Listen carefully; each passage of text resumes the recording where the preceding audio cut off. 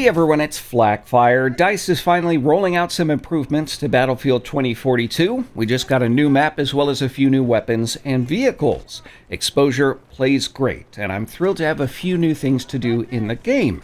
Developers have also been more communicative about issues and addressing feedback from players.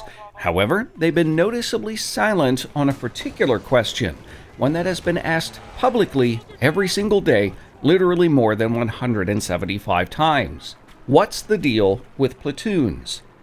It's a question that developers have certainly heard by now. For those on the Battlefield circles on Twitter, it's impossible to avoid. I see it basically every day thanks to the diligence of Twitter user TheThurston13, who refuses to take silence for an answer. He began asking the question on December 23, 2001, tagging Battlefield directly.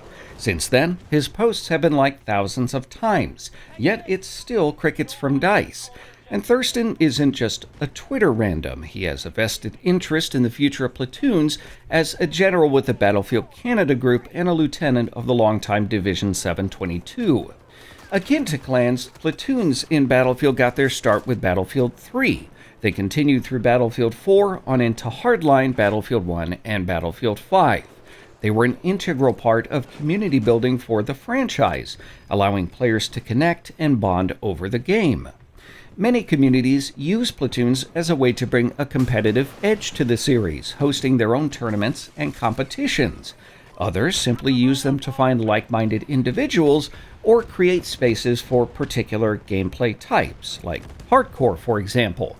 With Battlefield 3, this went hand in hand with the Rent-A-Server program, which allowed players to set up map rotations and rules for servers. Rented servers provided a sort of home base for platoons and allowed the community to police itself, removing troublemakers, broken weapons, or in the case of the PC community, banning cheaters when EA's own enforcement teams were just too slow. Over time, platoons evolved. With Battlefield 1, DICE actually had a robust system, complete with leadership structure and integrated party functions. However, rented servers were phased out, leaving platoons without an in-game rally point. DICE did roll out community games, but unlike rented servers, these weren't persistent and would shut down if everyone left the server. The same could be said for Battlefield 5, though it became less intuitive and accessible.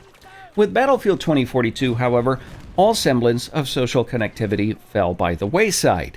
DICE blundered badly by creating Portal, which is arguably one of the best parts of the game, and not including any system beyond basic matchmaking to connect players or to help them form communities.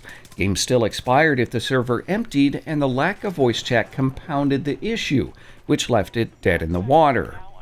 Now, while VoIP has at least been resolved, players like Thurston were still left speechless and without the tools needed to hold a community together.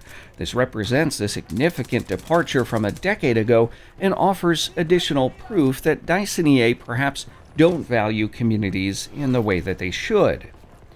There's a little doubt that developers understand the negative effects a community can have at this point. The scathing reactions to the launches of Battlefield 5 and Battlefield 2042 are testament to that, but DICE and EA seem to be ignoring the best tool to attract new players, existing players.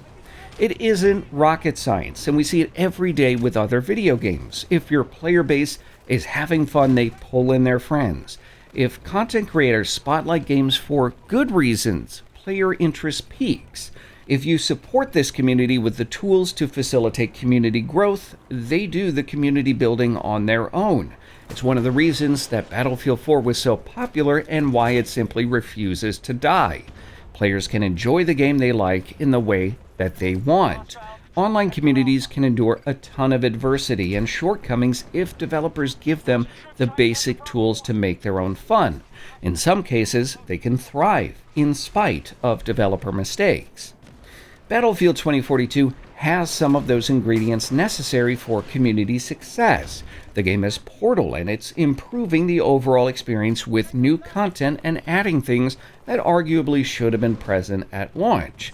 Circling back to Thurston, one of the missing pieces of the puzzle, I believe, is platoons. Now, DICE and EA maintain that redeeming Battlefield 2042 is a priority for them.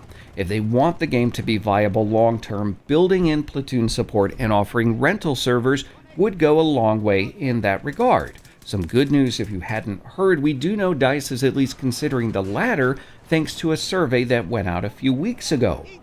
However, I don't hold much hope that we'll get Platoons or that developers will even comment on them.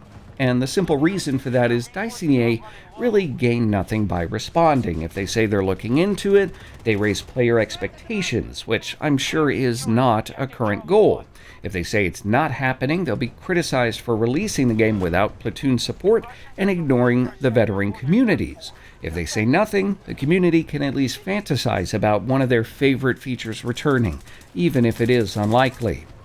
Again, adding Platoons isn't a silver bullet. It's not going to save Battlefield 2042, but it can be a part of its redemption. And as such, I think it's important to talk about features that can make the game better and have done so in the past. And so, DICE, what's the deal with Platoons?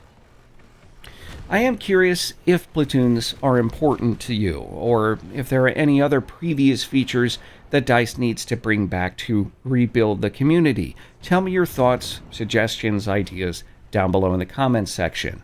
If you enjoyed this video, leave a like. If not, a dislike. Make sure to subscribe, tap the bell to get updates on all the latest future Battlefield videos.